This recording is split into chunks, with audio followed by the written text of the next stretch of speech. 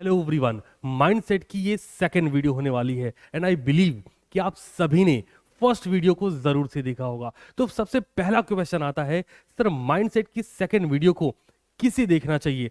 अगर आप, मैं तुम्हारी बात कर रहा हूं, तुम सब के सब अगर 15 साल से 25 साल के एज ब्रैकेट में आते हो, अगर तुम्हारी उम्र 15 से 25 साल है तो ये वीडियो तुम सभी के लिए ट्रांसफॉर्मिंग वीडियो होने वाला है। और एक बात, मैं ये जो आप लिखा देख पा रहे हो, बहुत ही प्राउडली बोलना चाहूंगा, डे वन से आप ये सुनते आ रहे होगे, बच्चे तुम्हारे अंदर ईगो नहीं होना चाहिए। बट मैं ये कहना चाहूंगा ऑन पब्लिक प्लेटफॉर्म कि अगर तुम सक्सेसफुल होना चाहते हो तो तुम्हारे अंदर ईगो होना ही चाहिए। तो इस पर्टिकुलर वीडियो में जो बातें करने वाला हूं उनको आप नोट डाउन जरूर करेंगे, बिकॉज ईगो स्टैंड फॉर, ये 3 शब्द हैं जो जिंदगी में आप उतारेंगे और जिंदगी आपको वो देगी जो आप उससे चाहते हो। आइए शुरुआत करते हैं। सबसे पहले पॉइंट पर, यस ऑफ कोर्स, ये एक सक्सेस मंत्राज है। हर वो इंसान जो सक्सेसफुल दिखता है या जो आपको लगता है कि ये सक्सेसफुल है, उसके अंदर ईगो भर भर के है। क्या होता है ईगो? आइए चेक करते हैं। सबसे पहले पॉइंट पर बात करेंगे, ई stand for. E stand for, ध्यान से देखिएगा, ई स्टैंड फॉर इन्वायरमेंट। से इन्वायरमेंट 2 तरह के होते हैं। मैं वीडियो को बहुत शॉर्ट रखने वाला हूं सो आपके माइंड में वो चीजें क्लैरिटी से जाती रहें। ई स्टैंड फॉर इन्वायरमेंट। सर देखो, इन्वायरमेंट 2 तरह के होते हैं, इंटरनल एंड एक्सटर्नल। और अपन एक्सटर्नल इन्वायरमेंट पे फिलहाल बात नहीं कर रहे हैं। क्यों नहीं कर रहे हैं सर? बहुत ऑब्वियस है। सबसे पहले हमें खुद पर काम करना है, वो चीजें जो हमारे कंट्रोल में आती हैं। एक्सटर्नल हमारे कंट्रोल में नहीं। एक बार जल्दी चेक करते हैं, क्या इन्वेस्टर हमारे कंट्रोल में है? सोच के देखो कि कौन हमारे बिजनेस में, कौन हमारे प्लान में पैसे इन्वेस्ट करेगा? नहीं। क्या पार्टनर्स? नहीं। गवर्नमेंट? नहीं। मार्केट? नहीं। कॉम्पिटिटर्स? तो ऑब्वियस सी बात है नहीं होने वाला है। सर सवाल आता है कि ये इंटरनल इन्वायरमेंट जिस पर हमें काम करना है, ई stand for environment. Sir internal environment क्या है? फैमिली।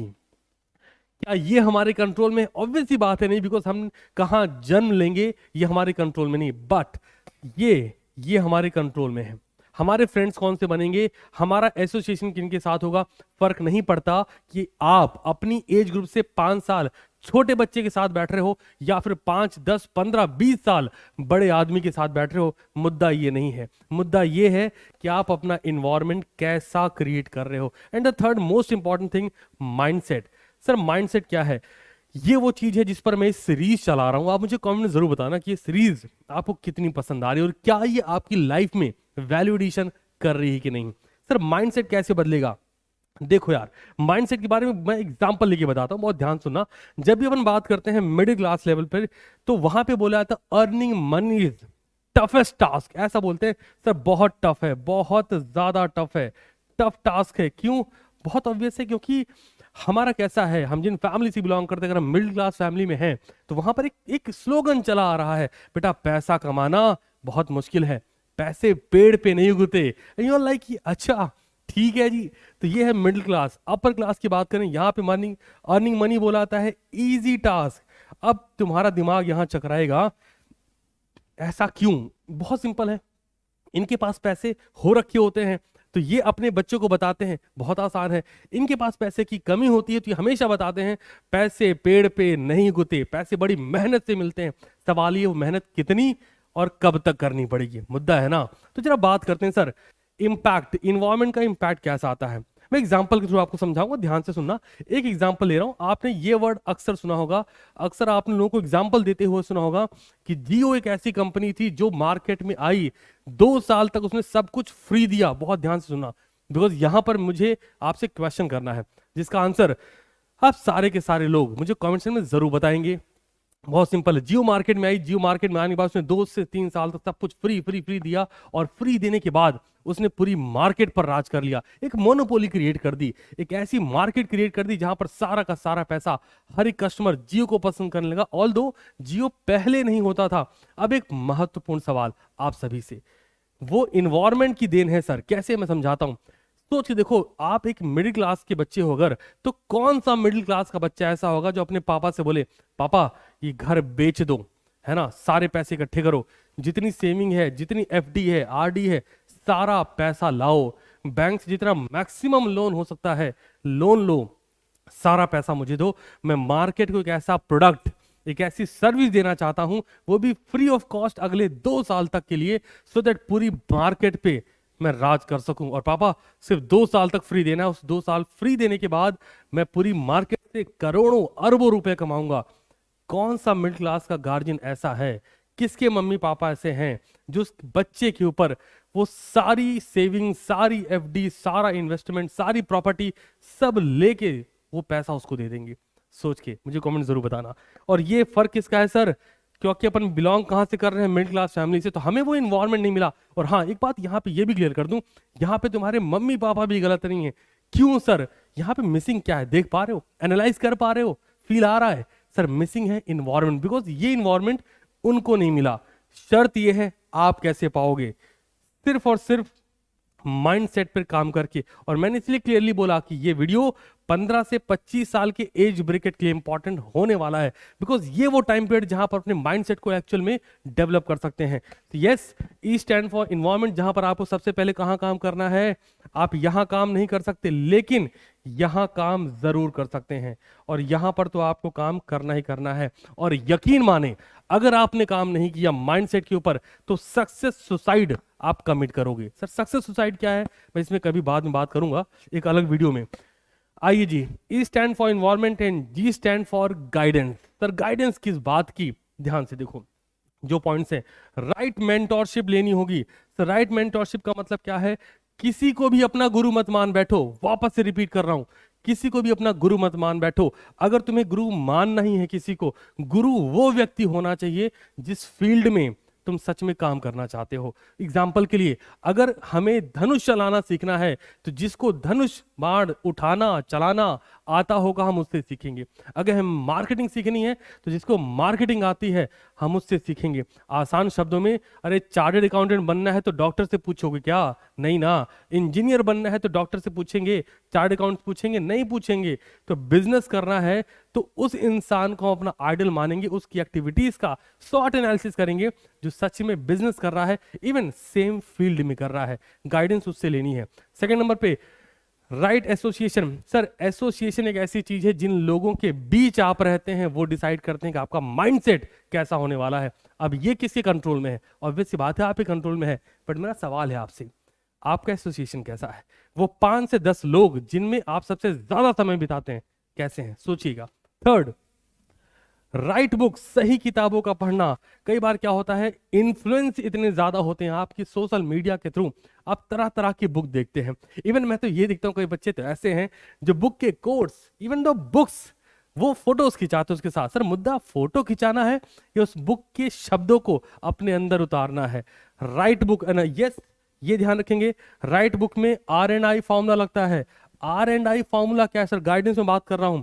R&I फॉर्मूला बोलता है रीड एंड इंप्लीमेंट। अगर कुछ पढ़ रहे हैं तो सिर्फ पढ़े नहीं, पढ़ने के बाद उसे इंप्लीमेंट भी करें। It's not time for collecting the information, just information लिए जा रहे। कितनी लोगे? कमी है तुम्हारे पास। जितनी इंफॉर्मेशन तुम्हारे पास है उसे तुम इंप्लीमेंट करना चालू कर दो, रिजल्ट खुद ब खुद दिख रहे होंगे। And O stand for opportunity. Opportunity कैसी होनी चाहिए? ऑब्वियस अपॉर्चुनिटी की जब भी हम बात करते हैं, वो मौका, कई बार आपने लोगों को बोलते हुए सुना होगा, करे उनको मौका मिला और उन्होंने ये कर दिया। उन्हें मौका मिला नहीं, उन्होंने मौके की तलाश नहीं की, मौके को आना पड़ा उनके पास। क्यों? काम ऐसा था उनका। चेक करते हैं सर अपॉर्चुनिटी में करना क्या पड़ेगा। ध्यान से देखना पॉइंट्स को। सबसे पहले कनेक्ट विद पीपल। आपको उन लोगों से कनेक्ट होना पड़ेगा। ध्यान से सुनो, वापस से बोल रहा हूं, आपको उन लोगों से कनेक्ट होना पड़ेगा। उन लोगों का मतलब साहब अगेन वही एसोसिएशन जिनके थ्रू आपको मौके मिलेंगे।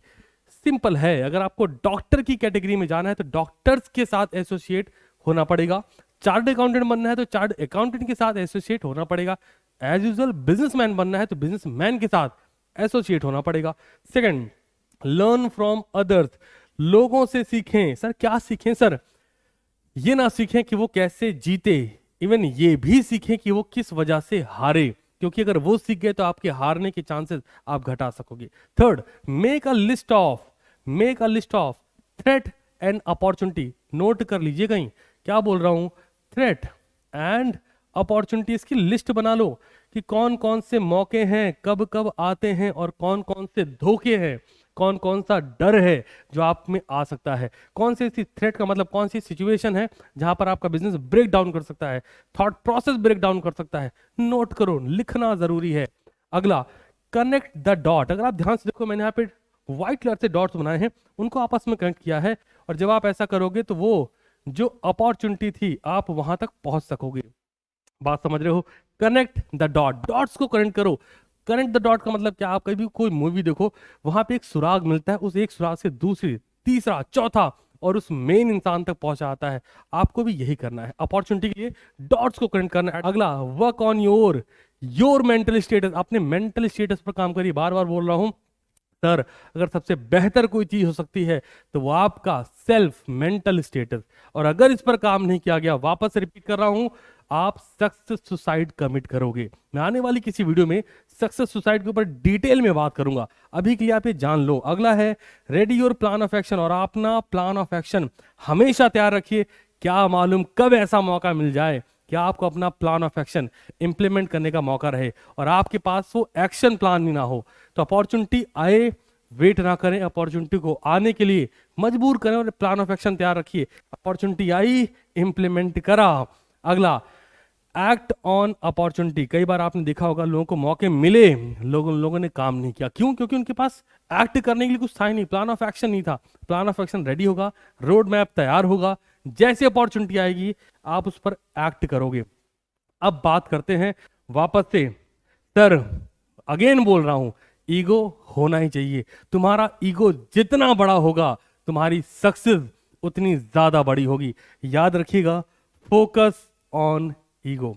और हाँ, मैं आप सभी से कमेंट सेक्शन में जरूर जानना चाहूंगा, माइंडसेट की सीरीज का सेकंड वीडियो आपको कैसा लगा, और इस पूरे ईगो में आप अभी तक क्या मिस कर रहे थे, आप में मिसिंग क्या था, और किन चीजों पर आप आने वाले वक्त में काम करने वाले हो, मुझे कमेंट में जरूर बताइएगा। That's all from my side. I believe कि आप सारे लोग जिस वक्त मुझे सुन रहे हो, वो ईगो पर जरूर काम करें और अपना ईगो और ज्यादा स्ट्रांग करें। Wish you all the very best.